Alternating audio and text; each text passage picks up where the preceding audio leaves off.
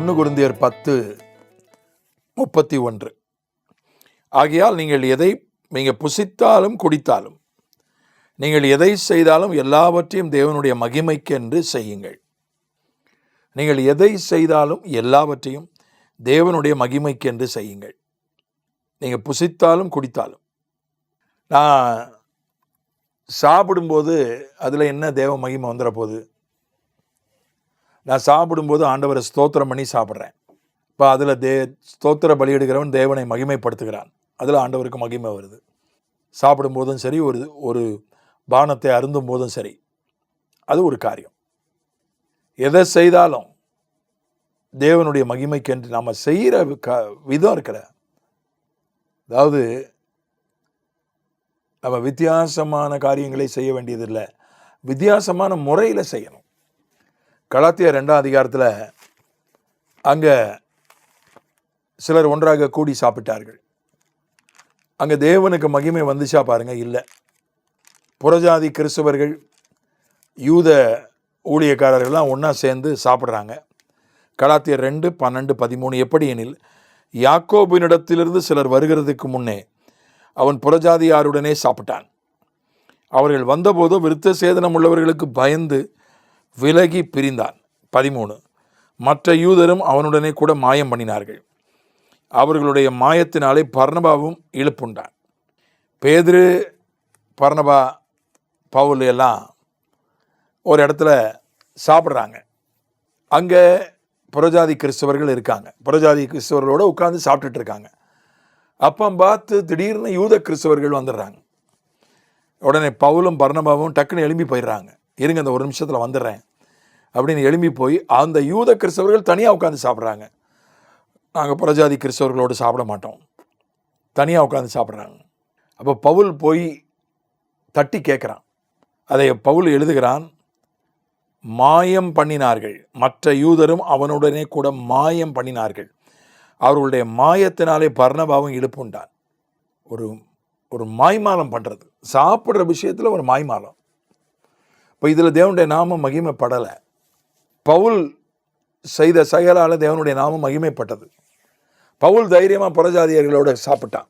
ஆனால் பேதுருவும் பர்னபாவும் மற்ற யூத கிறிஸ்தவர்களும் எழும்பி போயிட்டாங்க. எழும்பி புறஜாதியார்களோட உட்கார்ந்து இருந்தவங்க, பந்தியில் இருந்தவங்க எழும்பி போயிட்டாங்க. இதில் தேவனுடைய நாமம் மகிமைப்படலை. நம்ம எல்லாரோடையும் சேர்ந்து சாப்பிட முடியுமானா சாப்பிட முடியாது, கஷ்டம். ஸ்டேட்டஸ் பார்ப்போம். ஒரு பெரிய மிஷினரி தலைவர், ஒரு நல்ல எழுத்தாளர், நல்ல சிந்தனையாளர், அவரை ஒரு வீட்டில் சாப்பிட கூப்பிட்டுருந்தாங்க. அவர் அப்போது மிகப்பெரிய மிஷினரி சங்கத்தில் ஒரு மிகப்பெரிய முக்கியமான பொறுப்பில் இருந்தார். அவரை சாப்பிட கூப்பிட்டுருந்தாங்க. அதே மிஷினரி சங்கத்தை சார்ந்த ஒரு மிஷினரியும் தற்செயலாக அந்த வீட்டுக்கு வந்தார். அப்போ அவரையும் சாப்பிட கூப்பிட்டாங்க. இந்த மாதிரி உங்கள் மிஷினரி சங்கத்தினுடைய முக்கியமான தலைவர்களில் ஒருவரை சாப்பிட கூப்பிட்டுருக்குறோம், நீங்கள் ஃப்ரீயாக இருந்தால் நீங்களும் சாப்பிட வாங்க. அதுக்கப்புறம் அவரும் ரொம்ப சந்தோஷமாக அவ்வளோ பெரிய தலைவரோட நம்ம போய் சாப்பிட போகிறோம் அப்படின்னு போயிருக்கிறார். நடந்த சம்பவம். அவர் போயிருக்கிறாரு.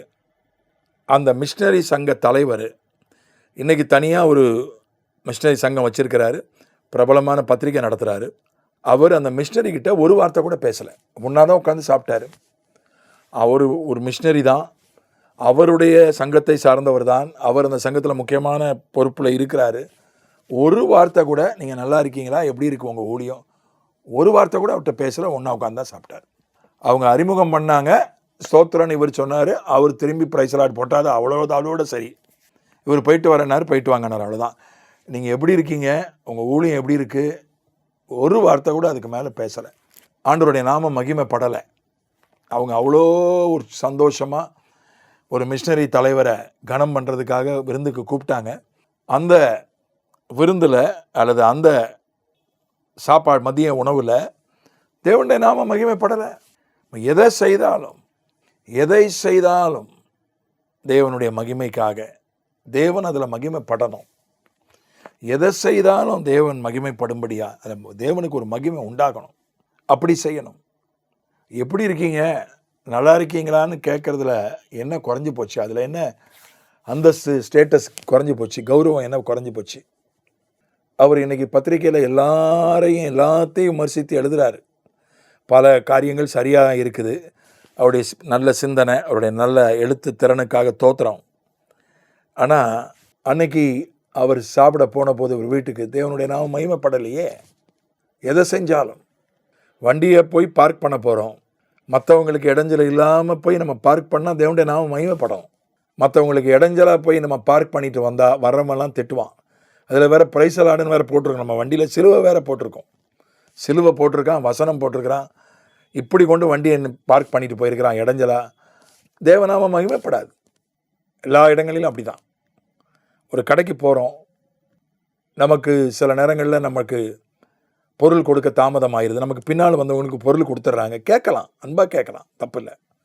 சண்டை போட்டோன்னு வைங்களேன், என்ன சொல்லுவாங்க? பைபிளை தூக்கிட்டு வராங்க, ஒரு நிமிஷம் பொறுமை இல்லை அவங்களுக்கு. தேவனுடைய நாமம் மகிமைப்படாது. சின்ன சின்ன விஷயங்கள் தான். சின்ன சின்ன விஷயங்கள்லேயும் தேவனுடைய நாமத்தை மகிமைப்படுத்தலாம்.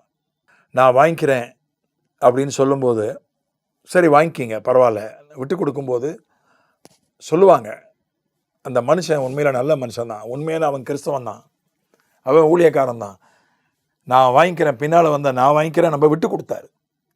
இப்படி தான் ஆண்டவருடைய நாமத்தை மகிமைப்படுத்த முடியும். ஆகவே புசித்தாலும் குடித்தாலும் கடைக்கு போனாலும் வாகனத்தை ஓட்டினாலும் வாகனத்தை பார்க் பண்ணாலும் என்ன செஞ்சாலும் ஆண்டவருடைய நாமத்தை மகிமைப்படுத்துவோம். படுத்த வேண்டும்.